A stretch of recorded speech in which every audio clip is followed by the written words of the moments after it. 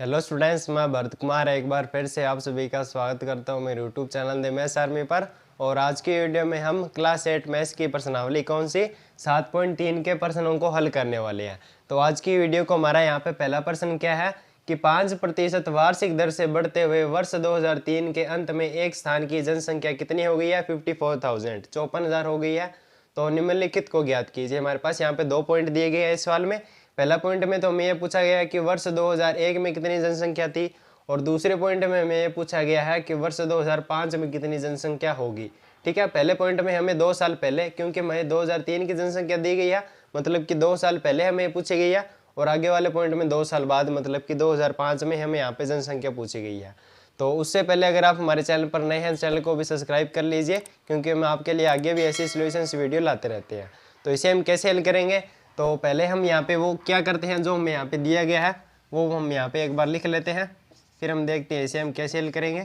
तो दिया गया है, पहले तो हमें दिया गया है वर्ष 2003 में जनसंख्या, वर्ष 2003 में जनसंख्या कितनी है? वर्ष 2003 में जनसंख्या हमें यहाँ पे दी गई है 54,000, वो मैंने यहाँ पे लिख दी। अब हमें और क्या दिया गया है कि 5% वार्षिक दर से बढ़ते हुए, 5% वार्षिक दर से, तो वो भी हम यहाँ पे लिख लेते हैं। वार्षिक दर हमें यहाँ पे दी गई है, एनुअल रेट, वार्षिक दर हमें यहाँ पे दी गई है 5% की। ठीक है, इस प्रकार से। तो ये हमारा हो गया, जो हमें यहाँ पे दिया गया था मैंने वो यहाँ पे लिख दिया। अब इसे हम कैसे हल करेंगे? तो पहला पॉइंट का आंसर हम कैसे ज्ञात करेंगे? तो पहला पॉइंट, तो इसमें हम कौन सा सूत्र यूज करेंगे? ठीक है, इसके लिए आपको एक सूत्र ध्यान में रख लेना है। जिस प्रकार से आपको चक्रवर्ती ब्याज ज्ञात करना हो, जैसे कि मैं आपको चक्रवर्ती ब्याज से समझाता हूँ, क्योंकि उसमें जो फॉर्मूला हमारे पास यूज में होता है वही यहाँ पे यूज में आने वाला है। चक्रवर्ती ब्याज का सूत्र क्या होता है? कुल राशि माइनस क्या होता है? मूलधन होता है। मतलब कि शुरू में जितना धन होता है वो क्या होता है, इसमें से माइनस करना होता है टोटल अमाउंट में से। ठीक है, चक्रवर्ती ब्याज का मतलब क्या हो गया? जैसे कि हमारे पास कैसे हमने कोई जैसे राशि हमने ब्याज पर ले ली, ठीक है, हमने कोई राशि एक बार उधार ले ली, उस पर ब्याज लग रहा है। ठीक है, तो पहले साल मान लीजिए कि उस पर 5% वार्षिक दर से ब्याज लग रहा है। ठीक है, तब हमारे पास यहाँ पे जो नया अमाउंट बनेगा, ठीक है, 5% वार्षिक ब्याज की दर पर लगकर हमारे पास जो नया अमाउंट बनेगा उसके ऊपर फिर से ब्याज लगना, वो क्या होता है? चक्रवर्ती ब्याज होता है। ठीक है, मतलब कि एक बार ब्याज लग गया 5% वार्षिक दर से, ठीक है, फिर एक साल बाद उसी जो हमारे पास जो नया अमाउंट प्राप्त होता है, जो हमारे पास यहाँ पे नया मूलधन प्राप्त होगा, उस पर क्या लगना? ब्याज लगना। तो ये क्या होता है? चक्रवर्ती ब्याज होता है। ठीक है, एक चक्कर के बाद फिर से उस जो हमारे पास नया अमाउंट आता है उस पर ब्याज लगना। ठीक है, इस प्रकार का ब्याज क्या कहलाता है? चक्रवर्ती ब्याज कहलाता है। तो इसे हम कैसे ज्ञात करते हैं? तो पहले तो हम वो ज्ञात करते हैं जो टोटल अमाउंट होता है। ठीक है, मतलब कि ब्याज लगकर जितना भी टोटल अमाउंट बनेगा वो पहले हम ज्ञात कर लेते हैं, कुल राशि वो हम ज्ञात कर लेते हैं, और फिर उसे मूलधन में से घटा देते हैं, मतलब कि शुरू में कितना धन था और टोटल अमाउंट को उसमें से घटा देते हैं, तो हमारे पास क्या आ जाता है? चक्रवर्ती ब्याज आता है। ठीक है, तो अब यहाँ पे कुल राशि का यहाँ पे एक सूत्र होता है जिसका हम यहाँ पे इस सवाल में यूज करने वाले हैं।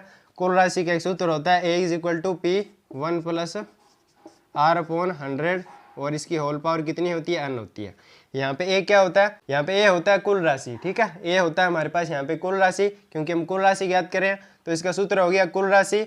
और यहाँ पे P क्या होता है? P होता है हमारे पास यहाँ पे मूलधन। ठीक है, P होता है हमारे पास यहाँ पे मूलधन, और R हमारे पास यहाँ पे क्या होता है? रेट होती है, दर होता है। ठीक है, दर होती है, और बटे में 100 और n हमारे पास यहाँ पे क्या होता है? टाइम पीरियड होता है। इस सूत्र से हम जनसंख्या भी ज्ञात कर सकते हैं। इस सूत्र के द्वारा हम इस प्रकार के सवालों को भी हल कर सकते हैं, क्योंकि हमें यहाँ पे कुल जनसंख्या ज्ञात करनी पड़ेगी इस सवालों में। तो इस प्रकार के सवालों में हम ये सूत्र को आसानी से उपयोग कर सकते हैं। ठीक है, लेकिन हमें यहाँ पे चक्रवर्ती ब्याज तो ज्ञात करना नहीं है। ठीक है, तो मतलब कि हमें केवल इस सूत्र से यहाँ पे केवल मतलब है। ठीक है, कुल राशि में से मूलधन तो हमें यहाँ पे घटाना नहीं है, क्योंकि मैं यहाँ पे ये चक्रवर्ती ब्याज का हमारे पास यहाँ पे सवाल नहीं है। हमें यहाँ पे केवल कुल राशि ज्ञात करनी है। ठीक है, कुल जनसंख्या हमें यहाँ पे ज्ञात करनी है। तो जनसंख्या को ध्यान में रखते हुए हम इस सूत्र का यहाँ पे प्रयोग कर सकते हैं। ठीक है, तो इस सूत्र का हम यहाँ पे प्रयोग करने वाले हैं। तो वो कैसे करेंगे? तो पहले सवाल में पहले पॉइंट हमारे पास जो है उसमें आप देख सकते हैं कि हमें क्या पूछा गया है। पहले पॉइंट में हमें पूछा गया वर्ष 2001 में जनसंख्या। तो इसे हम कैसे हल करेंगे वो देखिए। तो इसे हल करने के लिए क्या करेंगे? तो वर्ष 2001 में हमें जनसंख्या पूछी गई है। तो यहाँ पे A का मान हमें यहाँ पे दिया गया है। A का मान हमारे पास यहाँ पे क्या हो जाएगा? 54,000।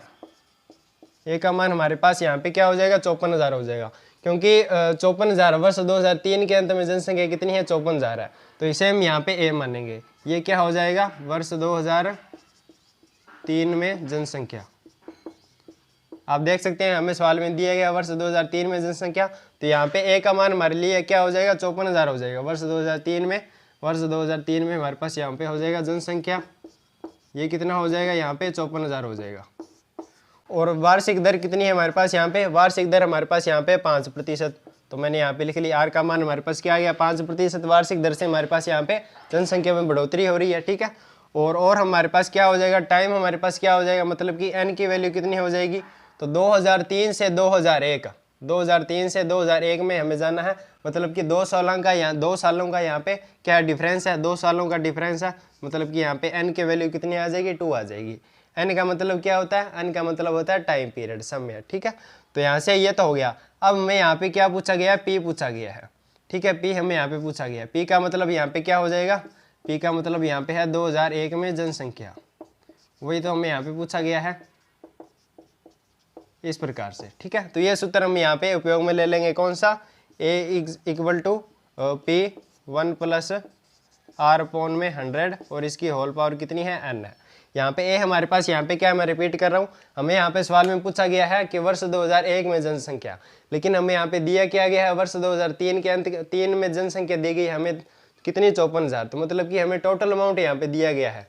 ए का मान मतलब कि टोटल अमाउंट हमें दिया गया है कितना 54,000 दिया गया है, और पी मतलब कि 2001 में हमें जनसंख्या यहाँ पे पूछी गई है, ठीक है 2001 में, तो हमने इसे मान लिया पी हमें यहाँ पे ज्ञात करना है, और ए हमारे पास यहाँ पे दिया गया है कितना 54,000, और आर भी हमें यहाँ पे दिया गया 5%, और एन हमने निकाल लिया। कैसे निकाला, तो 2003 से 2001 में हम जा रहे हैं, ठीक है, मतलब कि 2 सालों के बीच में हमें यहाँ पे पूछा गया, तो मतलब कि इनके बीच में कितना डिफरेंस है, 2 सालों का डिफरेंस है, मतलब कि टाइम समय कितना आ जाएगा 2 साल आ जाएगा।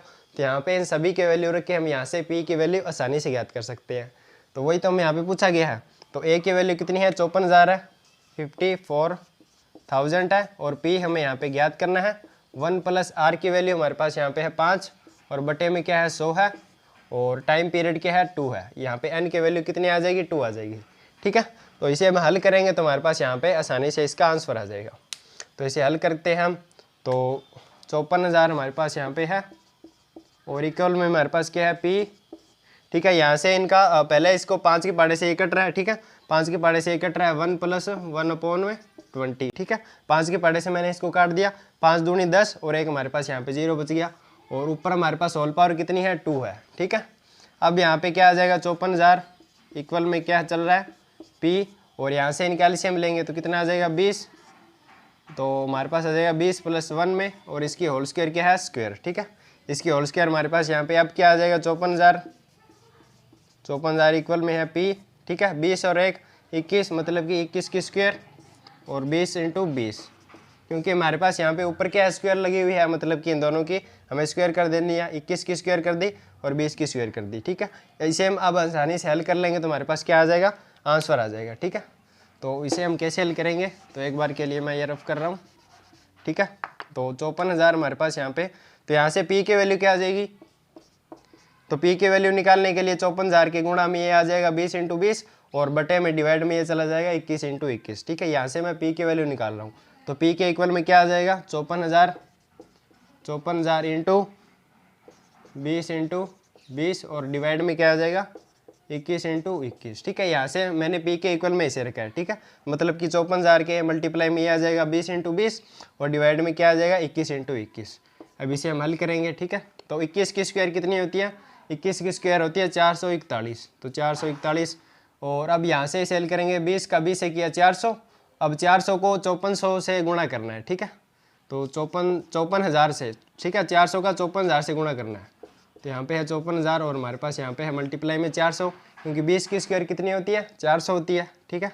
तो अब यहाँ से इसका गुणा कर देंगे, तो P इक्वल टू, तो 4 का 4 से किया 16, ठीक है। एक हमारे पास यहाँ पे कैरी ऊपर चली गई, तो 5 चौक 20 और 1 21, 216, और 1 2 3 4 5 0 है, 1 2 3 4 5 0 हमारे पास यहाँ पे है, और बटे में हमारे पास क्या है 441, ठीक है।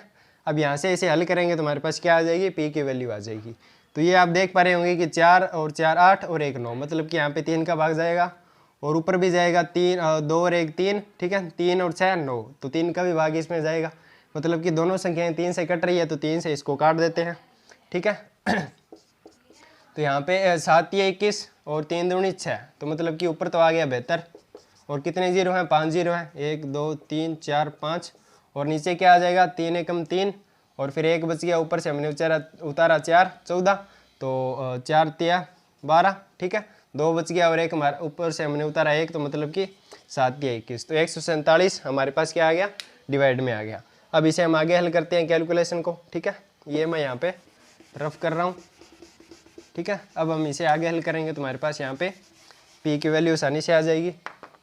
तो p की वैल्यू हम यहाँ से कैसे निकालेंगे, तो ये भी दोबारा से ये 3 के पहाड़े से कट रहा है, क्योंकि नीचे क्या है 4 और 1 5, ठीक है, और 5 और 7 कितने होते हैं, 5 और 7 होते हैं हमारे पास 12, मतलब कि इसमें भी 3 का भाग जाएगा, और 7 और 2 9, 9 में भी 3 का भाग जाएगा, मतलब कि फिर से 3 के पहाड़े से कट रहे हैं, ठीक है। तो 3 दूनी 6, 1 हमारे पास बच गया, ऊपर से हमने उतारा 2, तो मतलब कि 4 तिये 12, तो ऊपर हमारे पास बच गया 24, और कितने जीरो हैं, 1 2 3 4 5 जीरो हैं, और नीचे क्या है 4 तिये 12, और 2 बच गया, ऊपर से हमने उतारा 7, मतलब कि 9 तिये 27, ये हमारे पास यहाँ पे बच गया। अब इसमें देखते हैं 3 का भाग फिर से जा रहा है कि नहीं जा रहा, तो 9 और 4 कितने होते हैं, 13 होते हैं, तो 13 में तो जाएगा नहीं, मतलब कि अब ये 3 के पहाड़े से नहीं कट रही है, ठीक है।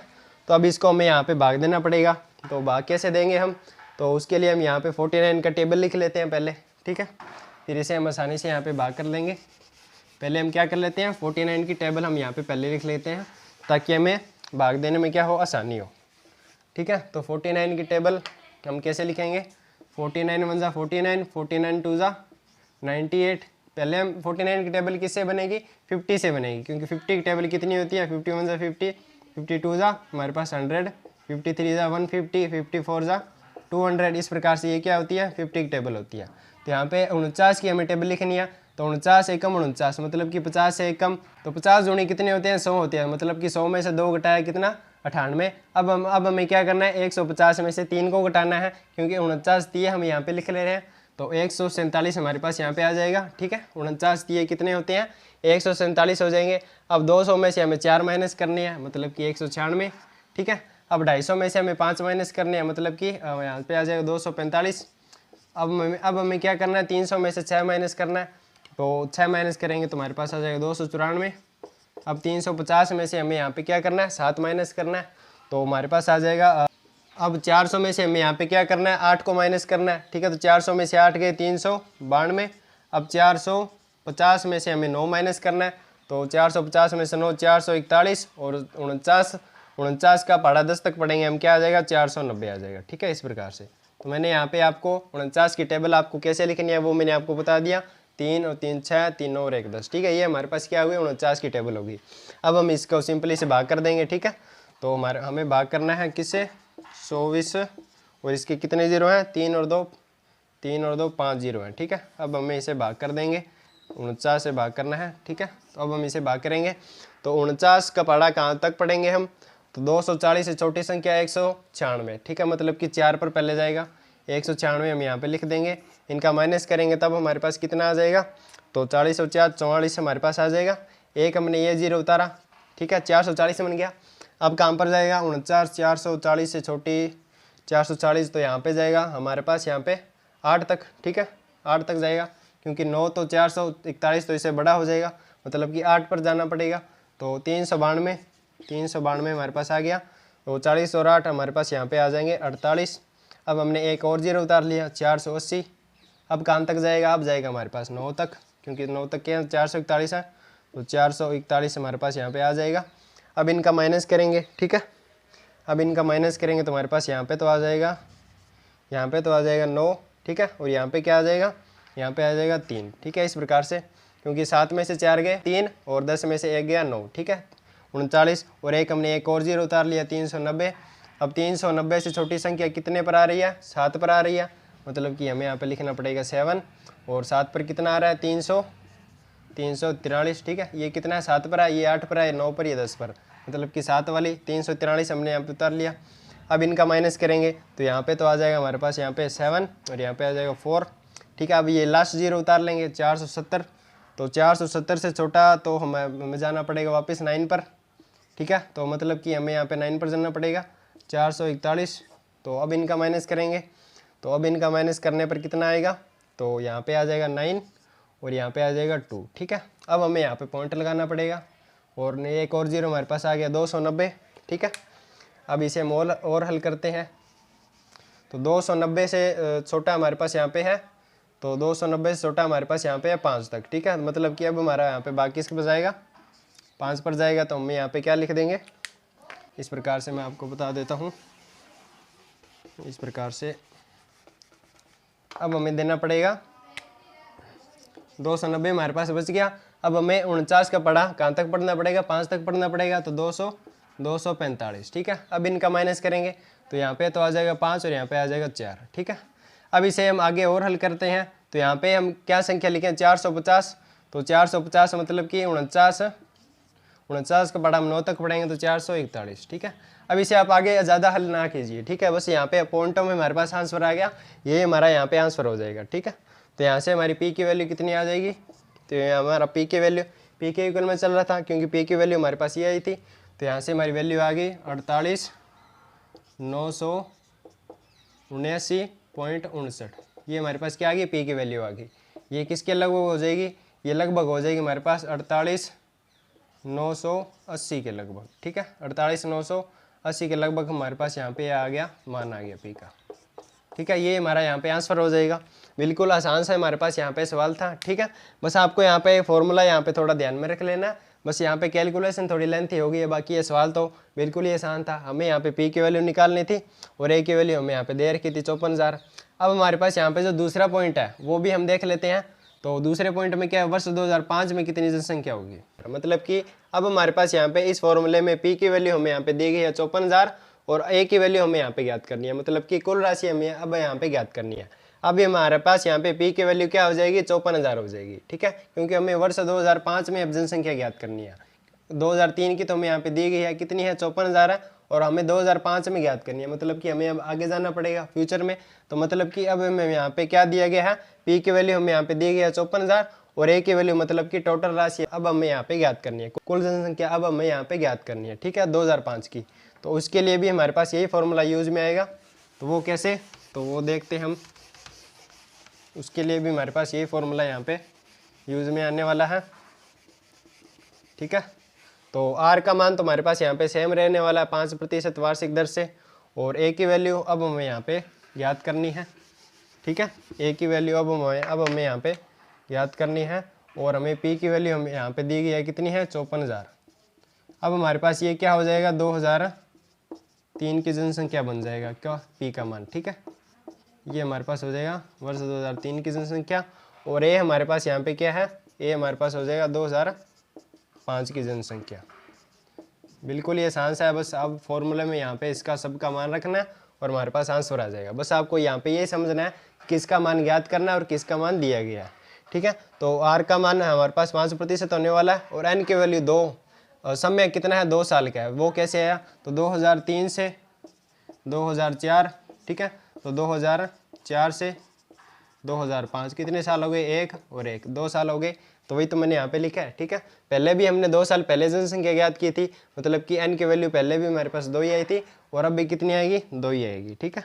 तो यहाँ से हम अब इसकी ज्ञात कर लेंगे, वैल्यू ज्ञात कर लेंगे ए की। अब हमें यहाँ पे क्या पूछा गया, 2005 की जनसंख्या, मतलब कि कुल जनसंख्या पूछी गई है। तो ए के इक्वल में क्या आ जाएगा, P1 + R/100, और इसकी होल पावर कितनी होती है, n होती है। ये हमारे पास यहाँ पे फॉर्मूला होता है। तो ए की वैल्यू हमें यहाँ पे ज्ञात करनी है, मतलब कि 2005 की जनसंख्या, और पी की वैल्यू हमें यहाँ पे दी गई है, मतलब कि 2003 की जनसंख्या कितनी, 54,000 सवाल में हमें दी गई है।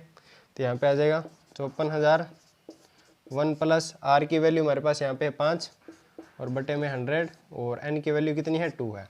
पिछले सवाल में, पिछले पॉइंट में हमें क्या दिया गया था, हमें यहाँ पे ए की वैल्यू दे रखी थी और पी की वैल्यू ज्ञात करनी थी, क्योंकि हमें यहाँ पे 2 साल पहले जा रहे थे।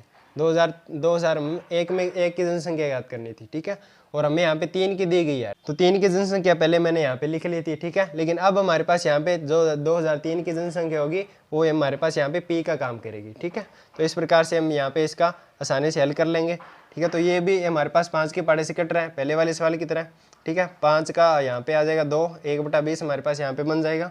तो एक इक्वल में क्या है 54,000, 1 प्लस 1/20 और इसकी होल पावर 2, ठीक है। अब एक इक्वल में ये आ जाएगा 54,000 और यहाँ से इनके एलसीएम मिलेंगे 20 और 20 प्लस 1 21 इसकी होल स्क्वायर है। तो यहाँ से एक इक्वल में क्या आ जाएगा 54,000 और 21 की स्क्वायर कितनी होती है, मतलब कि 21 की स्क्वायर 441 और 20 की स्क्वायर कितनी होती है 400, ठीक है। अब यहाँ से 2 0 से 2 0 ये कैंसिल हो जाएंगे तो हमारे पास ऊपर क्या बच जाएगा 540 इंटू 441 और बटे में क्या है 4 है, ठीक है। अब हमें ये देखना है कि किसके पाड़े से कट रहा है, ठीक है। तो यहाँ पे हम यहाँ पे 2 के पाड़े से कट रहा है तो हमारे पास क्या आ जाएगा 1 = 540 में हम यहाँ पे 2 का भाग देंगे, ठीक है। तो 2 दूनी 4 और 7 दूनी 14, ठीक है। 7 दूनी 14 और एक हमारे पास यहाँ पे 0 है, ठीक है।